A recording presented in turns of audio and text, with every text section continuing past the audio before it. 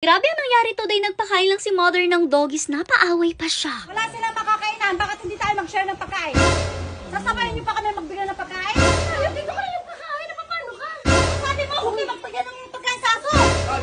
For today, may lakad na naman si mother. Syempre, alam nyo naman, it's an everyday thing para kay mother simula nung dumating siya dito sa Mindoro. Pero kasi guys, ito na yung last day ni mother sa Mindoro. Kaya naman ito na yung last gala na isasama niya kayo. Kasi after this day, uuwi na siya ng Batangas. Medyo iba naman yung gala nila for today kasi may nangyari din kakaiba sa kanila sa biyahe. Kasi nga hindi nila madadala itong si McQueen hanggang doon sa pupuntahan nila. After nga nila mag-drive ng pagkakalayo. Pero syempre, worth it din kasi sobrang ganda talaga ng mga tanawin. Kinailangan naman nila munang iwanan si McQueen kasi feel ko talaga hindi pwedeng mga malalaking sasakyan doon sa pupuntahan nila. Bali dyan nga, talking muna sila sa mga magaganap for today. After nun, kinuha na rin na nga nila yung mga gamit nila na nasa sasakyan kasi nga iwanan nila si McQueen dito. Pero ito naman yung magiging bago nilang rides. O diba, daig na daig pa nito guys, ang mga Ferrari at Mustang. Dito sila sasakay ngayon guys sa kariton na hila-hila nitong kalabaw. I don't know about you guys, pero kami nung bata pa kami kasi, kariton talaga yung tawag namin sa ganitong hinihila ng kalabaw. Pero iba pa talaga yung pagkakagawa sa amin nun. Etong ganitong gawa, medyo iba na siya ngayon. Pero guys, I swear, super sarap ng experience kapag sasakay ka sa ganito. Naalala ko nga nung mga bata pa kami, nag-request talaga kami kay tatay na isakay nga kami sa ganito. Since may ganito nga noon si inay at si tatay. Dahil mga bata pa rin nga kami noon, malakas pa talaga si tatay. Tapos alam nyo ba, siya talaga yung nag-aariya ng kalabaw. Tuwang-tuwa rin talaga kami basta makasakay kami sa ganito guys, kasi grabe ang sarap talaga sa feeling ng experience na ganito. Anyways, ito naman yung reason kung bakit kailangan nilang iwanan yung sasakyan at dito na nga lang sumakay sa kalabaw dahil yung daan medyo mahirap rin talaga. Pero carry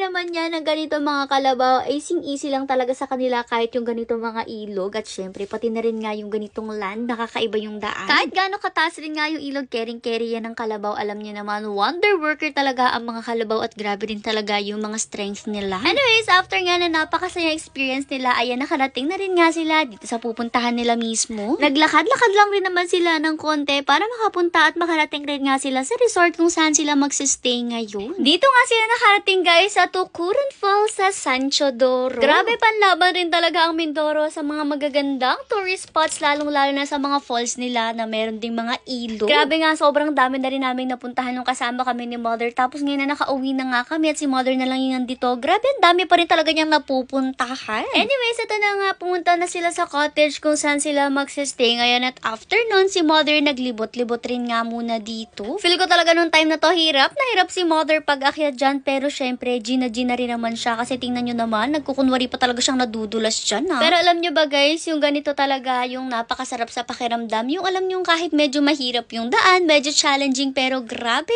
worth it pagdating mo dito kasi ang ganda ng lugar. Anyways, dito nga nagumpisa na silang maghanda ng food na kakainin nila at in fairness, ang dami nilang dalang food today. Sabi ko nga, grabe ang galing ni na ate, sila yung nag-iihaw dyan at ang dami rin nilang iniihaw ha. Nung mag-umpisa na rin nga maghanda ng food, napansin na rin ni mother na nag-umpisa na rin lumapit sa kanila yung mga doggies dito. Lalo na nga itong isang to, nakitang-kita nyo sobrang payat tapos talagang may skin disease pa siya. Kaya naman ang ginawa ni mother, kumukuha nga siya dyan ng pakonti-konting hotdog since yan pa lang yung naluluto. Tapos binibigyan niya nga itong si doggy para kahit papano malam na naman yung tiyan niya. Diyan rin nga unti-unti nang dumami yung mga doggies, kaya naman ayan, pinagbibigyan na niya lahat siya. In fairness, mababait rin naman sila since talagang nagpapalambing at nagpapahawak pa sila kay mother. Bali dito, pabato-bato lang muna si mother ng pakonti-konti at lahat sila binibigyan ng tigi-isa. From 1 to 2 dogs, grabe, ang bilis-bilis, dumami na nga agad sila dyan. Yung time na to, naisip ni mother, mamaya nga daw paggagawa niya ng pagkain ng mga doggies nito ngayon kasi hindi pa talaga carry since niluluto pa nga yung food at syempre, magsisikainan muna silang lahat. Nakita rin nga ni mother itang isang doggy na to, tingnan nyo ang bait niya kasi talaga nagpapahawak siya kay mother at mukhang may nagmamay-ari rin naman sa kanya since mabait nga siya sa human. Alam niyo yun, parang sanay na sanay rin talaga siya sa tao at baka nga may nagmamay-ari sa kanya at minsan talagang gumagala lang siya dito. Mukhang okay rin naman yung doggy na yun, unlike nitong isang doggy na to na parang halos balat na lang rin talaga at konting balahibo na lang yung natira sa kanya. Anyways, dito nga talagang pinagkaguluhan nila yung talon ni Tito Abe kasi Diyos ko, talagang ang sakit ng pagkakatalon niya kasi imbes nga na nauna yung ulo pa, flat talaga yung talon niya dyan. Grabe nga, halos maubos na yung tubig dyan kasi bigla yung talon niya.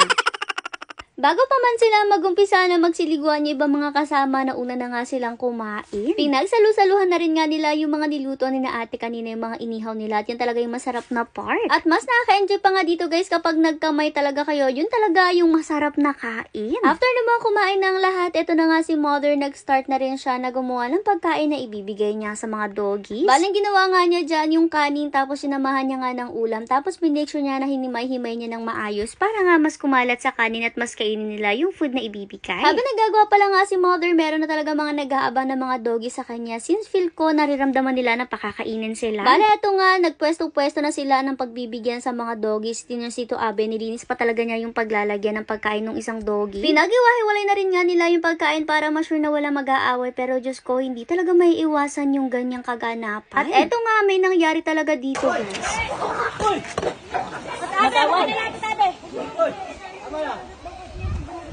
Hindi nangangagat, nagugutom sila, kaya sila yung mangangagat. Bibigyan para natin makakain. Bibigyan lang kayo pang makakain. At ayan, talagang hindi nagustuhan ni mother yung sinabi nila dyan, kaya naman grabe, napaaway na talaga si mother dyan at naglabas ng emosyon. Wala silang makakainan, bakit hindi tayo mag-share ng pagkain? So kayo mga walang puso, wala akong paalam sa inyo. Ako may puso ako sa hayop. Ay nag-away-away kasi gutom na gutom sila eh. Sasabayan niyo pa kami magbigay ng pagkain? Tao kami, hindi kami hayop. Paalam kami mag-share ng pagkain sa mga hayop. Kaya sila nag-away-away, gutom na sila. Wala silang makain. Ano ba tayo? Masahol pa tayo sa mga hayop. O, sige, magtawa ka pa. Masahol pa tayo sa mga hayop dahil tayo ay hindi ba alam mag-share. Wala namang problema, hindi na lang namin kayo karawat. Pagawag dito po kasi may bata. Ay, hindi naman nag-away dyan eh. Dahil dito yung nag-away. Ito nga po, ang gusto namin kasi kung saan dito nangyari, tapos sinabot ditong bata. Ay, hindi nga dito nga eh. Kung Pagkakalayo yun ang inyo. Pagkakalayo nyo naman? Ang layo nyo naman yan. Hindi naman kami nalaman. Ang layo, dito kayo yung kakain, napapano ka? Ang sabi mo, huwag kayo magpagyan ng pagkain sa aso. At ay na nga, nag-escalate na talaga yung sitwasyon at inawat na talaga siya ng konsihal na kasama nga ni na mother. Narinig nyo naman sa video, sabi nila, wag nyo nga pakainin yung mga aso, nangangagat daw kasi yan kapag pinakakain. Kahit paulit-ulitin nyo, yun yung sinabi niya na words, yun talaga yung eksaktong words na sinabi niya, at pangalawang beses na niyang sinabi yun at pangalawang beses na niyang sinaway si mother. Sinasabi niya nga daw na wag daw pakainin yung mga aso. Syempre naman, hiinit yung dugo ni mother kasi bakit wag pakainin in the first place? Kasi unang-una, ang pinakakain nila sa aso, hindi kinuha sa kanila, kina mother po yun. Pangalawa, ang mga aso, tingnan nyo naman, pinipilit nilang mabuhay at makasurvive. Bakit hindi pa kakainin kung meron naman tayong tira? Yung lugar, hindi kanila yung pagkain, hindi kanila, syempre, bakit anong masama sa pagpapakain ng mga aso, diba? Yun talaga yung may isip mo. At sa way kasi talaga ng pagkakasabi niya, ang sabi talaga niya, wag nyo nga pong pakainin, nangangagat daw yan pag pinakakain. Ako naman sabi ko, ha?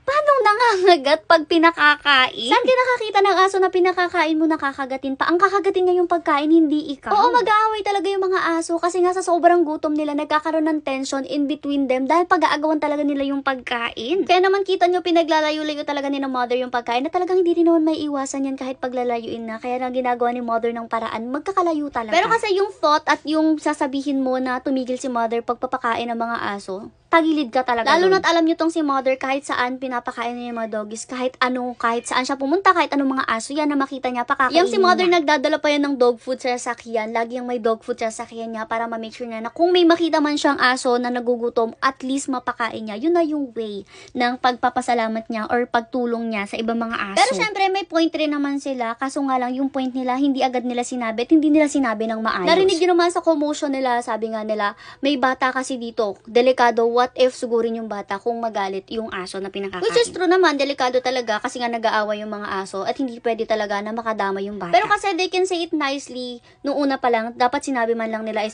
wag po kayo dito magpakain sa tapat namin kasi may bata po kami. At syempre, matatanggapin namin ni mother yan. Sasabihin siguro ni mother, okay, sige, lipat kami dito. In the first place, they could say it nicely. And pwedeng ang sabihin nila talaga is, ayun, wag po kayo magpakain dito, may bata po dito. Pero hindi yung sinabi niya, diba? Napakinig naman yung sabi niya, wag niyo pong pakainin yan. Nangangagat po yan kapag pinakakain. Which is, pointless at all. Tinis pa nga ni Mother yung unang sabi niya, yung pangalawang saway niya, hindi niya talaga natiis ni Mother, kaya talagang nag-burst na siya, nag-burst na yung emotions niya. Kasi yun talaga yung pinaka-advocacy ni Mother yung kahit saan siya pumunta, kapag kaya niya, bibigyan niya yung mga doggies, lalo na yung mga kailangan. Anyway, so much for the warlahan. Balik tayo sa video natin. Eto nga sila Mother, nagpakahirap-hirap talaga silang mag-akyat-akyat dito, pero worth it guys, kasi tingnan nyo kung gaano kaganda at kalakas yung falls dito. Another enchanting place indeed itong Tukuran Falls dito sa Sancho Doro. Sobrang ganda talaga niya. Nagsiligo na rin nga agad sila dito sa falls, kahit at syempre hindi naman magpapahuli si Mother dyan. Nagpakaala sirena na talaga sila dyan guys, since ilang araw na rin nga naligo